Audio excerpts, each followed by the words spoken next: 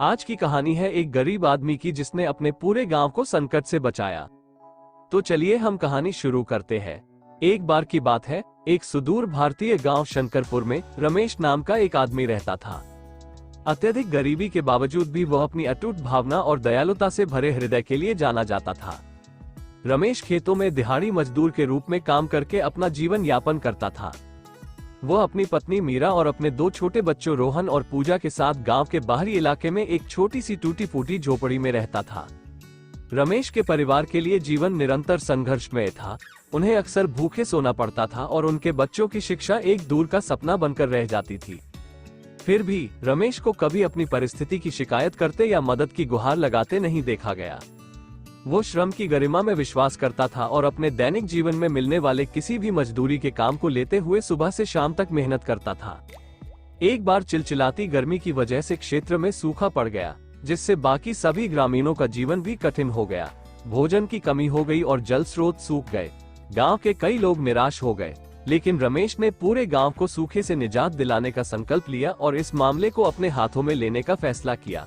उसने गांव के किनारे पर एक छोटा बंजर जमीन का टुकड़ा देखा और एक कुआं खोदना शुरू कर दिया। यदि आपको अभी तक की कहानी पसंद आई हो तो कृपया वीडियो को लाइक करें और अपने दोस्तों में शेयर करें। साथ ही अपना सुझाव कमेंट बॉक्स में जरूर साझा करें ताकि हम और भी बेहतर कर सके।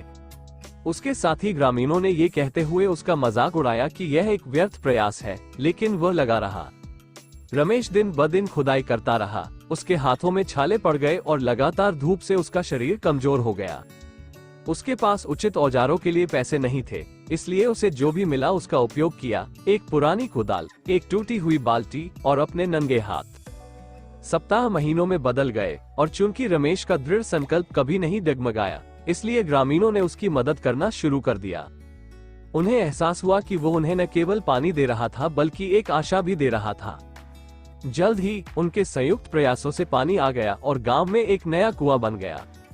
यह एक चमत्कारी क्षण था जिसने कई लोगों का जीवन बदल दिया। पूरे गांव में त्योहार जैसे उत्सव मनाया गया और रमेश की दृढ़ता और निस्वार्थता के कार्य को पूरे गांव ने सराहा और उसके कार्य ने पूरे गांव के लोगों के दिलों को छू लिया। उन्होंने उस उत्सव समारोह में सभी ग्रामीणों ने सामूहिक रूप से रमेश के परिवार की जीवन स्थितियों को बेहतर बनाने में मदद करने का निर्णय लिया। पूरे ग्रामीणों ने सामूहिक सहयोग से रमेश, मीरा, रोहन और पूजा के लिए एक मजबूत और पक्का घर बनाया। बच्चों को गांव के स्कूल में दाखिला दिलाया, जिससे उनका भविष्य थोड़ा उज्जवल होने लगा। रमेश की कहानी एक शक्तिशाली अनुस्मारक के रूप में कार्य करती है, जो कि सबसे कठिन परिस्थितियों में भी एक व्यक्ति का अटूट दृढ़ संकल्प और दयालुता एक समुदाय को एक साथ लाने और बेहतर भविष्य बनाने के लिए प्रेरित कर सकती है। रमेश की विरासत सिर्फ उनके द्वारा खोदा गया कुआं नहीं है, बल्कि आशा और एकता का कुआं है जो उन्होंने अपने साथी ग्रामीणों के दिलों में बनाया है, जिसका पानी शायद ही कभी सूखे। और भी ऐसी ही मनोरंजक और प्रेरणादायक कहानी सुननी हो तो कृपया हमारे चैनल नेचर ब्लॉग को सब्सक्राइब करें और बेल आइकन को दबाना न भूलें। धन्यवाद।